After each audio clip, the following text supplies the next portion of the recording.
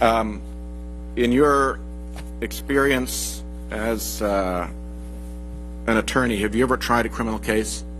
I have. Where and when? In the Southern District of Florida in 2004.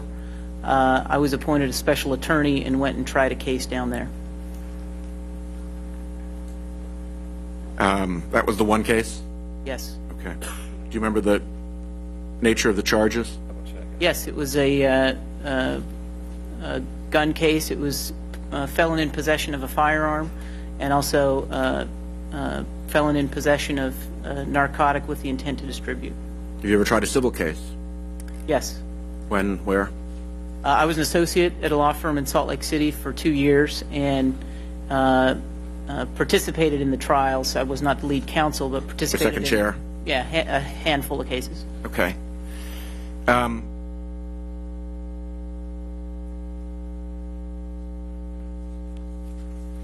Should we be concerned with the experience level of the people who are making these highly significant decisions for United States attorneys?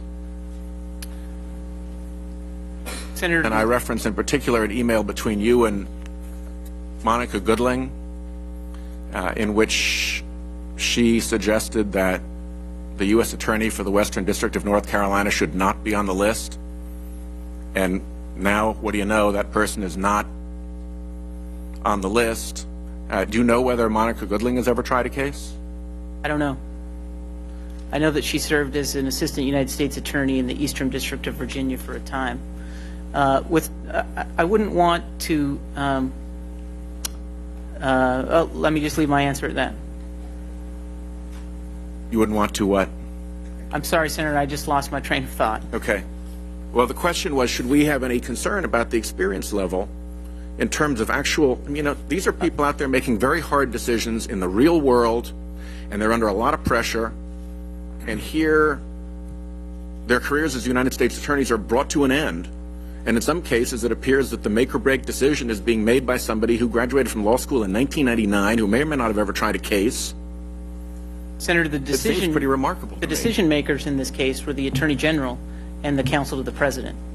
I and others made staff recommendations, but they were approved and signed off on by the principals. On what basis?